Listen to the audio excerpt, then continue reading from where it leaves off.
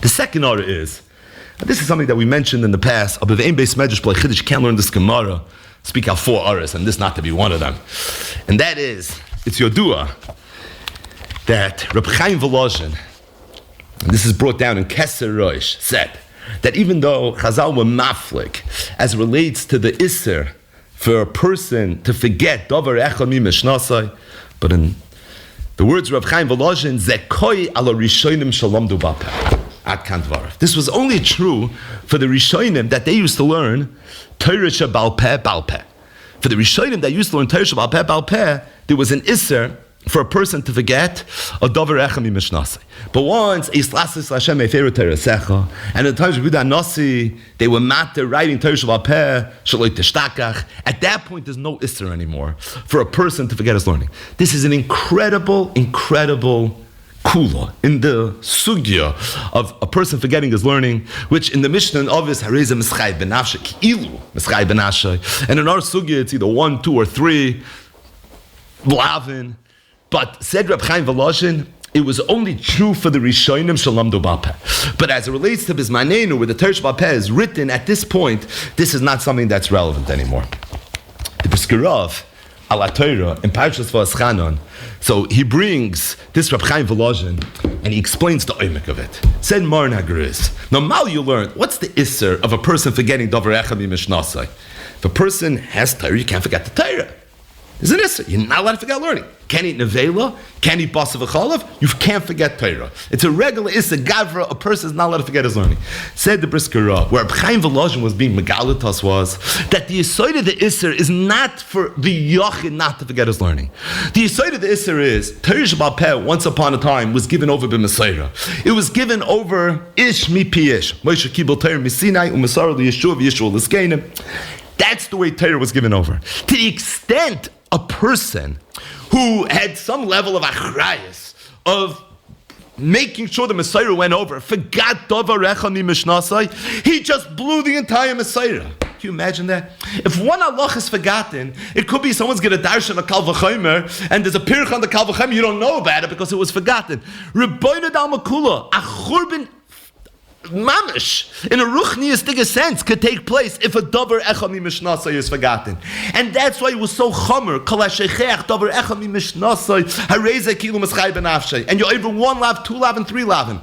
And like the Ramban says, the Torah was hizir b'ma'oid. All these lishonis, all these adjectives, it's because it's such a chomer thing. You know what we're dealing with over here? What we're dealing with over here is the ganze Mesorah. And if somebody's going to chalila forget the Mesorah, there could be a tremendous churban. That's what Reb Chaim Volozhin was being megalatas. The yisoid of the Isser is not a yochid who learned now forgot his learning. The yisoid of the Isser is that you have to make sure that you protect the Mesorah. And if you're not going to protect the Mesorah, then taka, tremendous churban could happen. So that was all true when the Mesorah was going mi ish, mi pi ish. But once already, it's Hashem Efer Teresecha, you were allowed to write Torah Shebal Peh. So now already, if a person forgets his learning, all it is an Isser Gavra. At this point, you're not forgetting Mesorah anymore. Or if you're not forgetting Mesorah anymore, at this point, there's not something you'd have to be worried about. The Briskerov said that he believes, this is the oimik, in a Gemara Masechta Soita Daf Lamed Zayin, which was, by the way, when we spoke about this by Arichos, the Gemara there talks about the brachas and the klolos of Har Grizim and Har Evel. And the Gemara says that for every bracha and every klala, right, for every baruch that's mentioned in the psukim, and for every aura that's mentioned in the psukim, there were really 4 different brachas and klalas. So each one was made up of 4. Why? Because for each one of the mitzvahs, both asay and lois asay, baruchs and auras respectively, there was a baruch lilmoid, you have to learn it. There was a baruch lalamed, you have to teach it.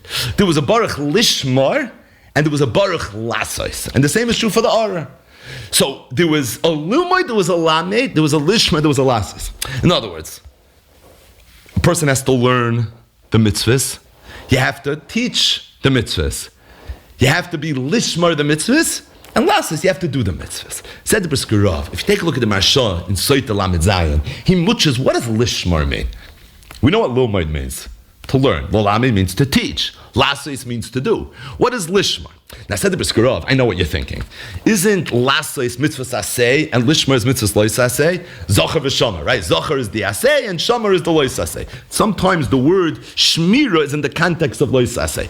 That's true, but over here it doesn't work. The reason it doesn't work over here, because you have the Lishmar and the Lasais on the asay and on the lois asay. So if you had the Lasais on the asay and the Lishmar and the lois asay, it would work. Oh, but for every baruch, there was a Lishmar and a Lasais. What's the Lishmar of the asay? And for every lois asay, there's a lie. The Torah says Lasais means do the mitzvah. If it's an asay, it's an asay. If it's a lois asay, it's a lois asay. So what's Lishmar? Said the Brisker Rav that Lulei de Mistafina. You know what Lishmar means? Lishmar means you have to protect it. You have to watch it.